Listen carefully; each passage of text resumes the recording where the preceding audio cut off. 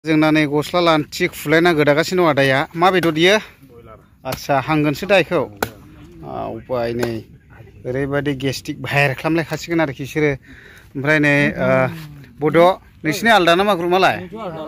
आच्छा बैयाव नै मोनसे दा देग्लायनि बोसोरावहाय बिजनेस फालांगियाव बांसिन लाब खालामनो हादों नामा जेनेबा एसेसोब्लाबो एसे हादोंआनो ओमफ्राय साबसिन जादों आरो देग्लाय बे हिसाबैनो एसे बोरमायै मायै लागायबाय ना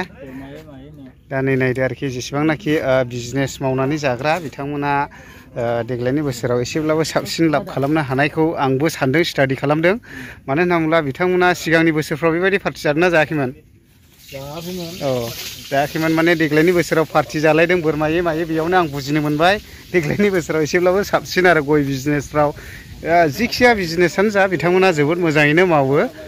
माथो जोंनिलाय जावायसोआलाय हांख्रेमलाबायगासिनोसो दं औ हांनाया जाग्रोनाय बे सिगां औ बे ब्रेकफास्ट आच्छा ब्रेकफास्टखा ओमफ्राय देग्लायनि बोसोराव एसे साबसिन खालामदों दा बिजनेसा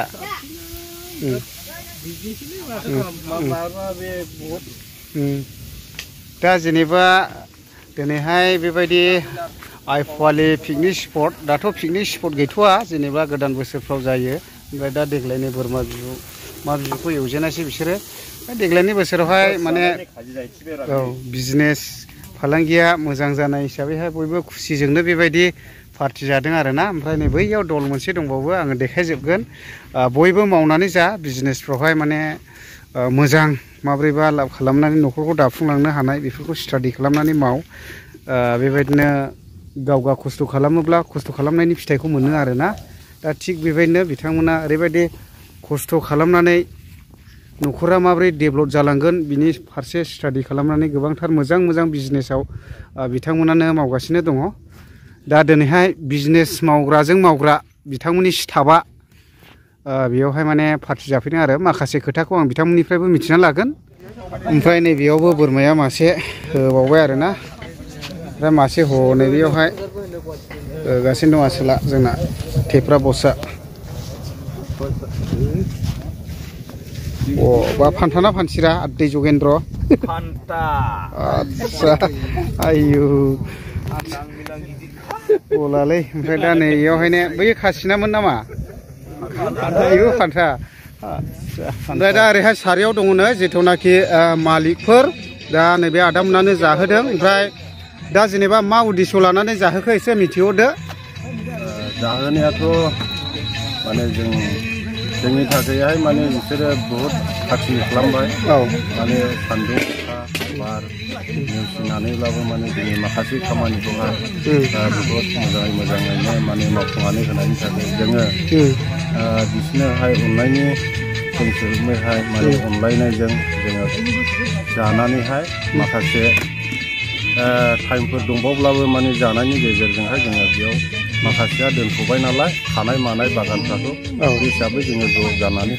बिसोर माखासे जोंनि जा मावग्राफोर दं बेखौ जोङो जाहोदों आरो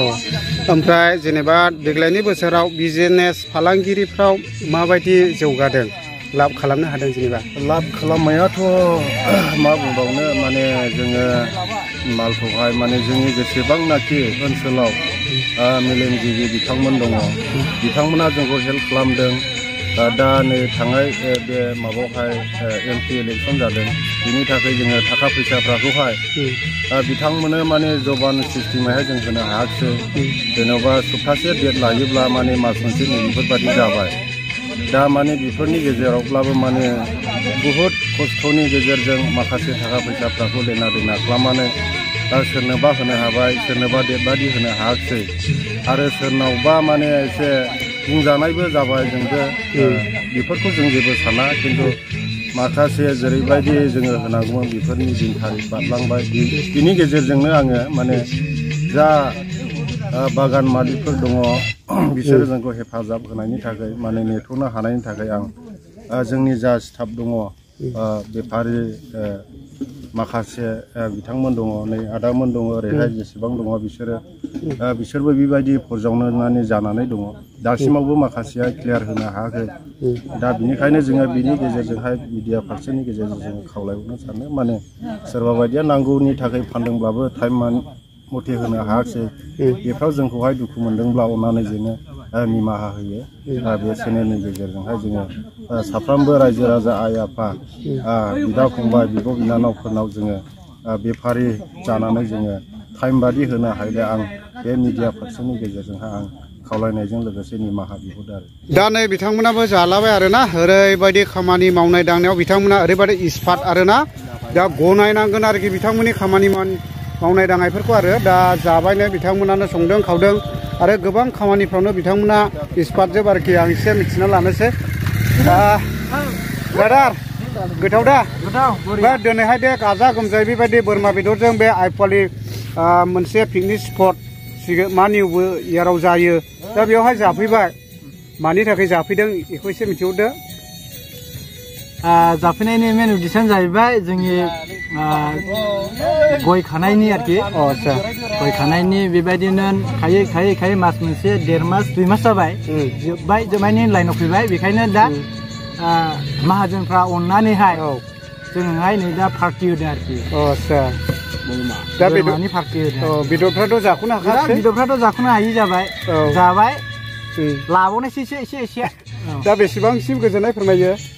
गोजोननायखौथ' बुंथ'नो हाले आरोखि ओरैबायदि गोजोननाय दङ बाय फैबाय थानाय समावथ' नोंथांमोना बिसिनि जानानै मावलांबाय थागोन मावलांबाय थागोन थांना थासान्दि समाव आरोखि दा ओरैबायदि जाबाय आरो नै गोसो बायदि नै मा खालामबाय बेदरा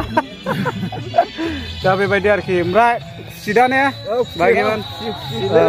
दे जाना होदो दे एभेलेबेल बोरमा बेदर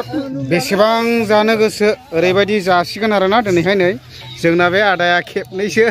माबायाव थांनांलायखाबाय आरोखि ओइयावहाय 2 नम्बर साइडनावहाय ओमफ्राय दा रेडि जाबाय नै जानोहाय बयबो होखायो जानायाव आदा नों खेबसे जाखो जाजेनाखौ आदसा दे दा बेबायदि आरोखि फुरा होनोसै नैयावहाय सारायसे दंखायो मा खालामनो गोसो नै रानगासिनो ओमफ्राय नैबे सारायसेखौ ओरैनो खाजि साखिनि जाजोबखाबाय आरोना दा बेबायदि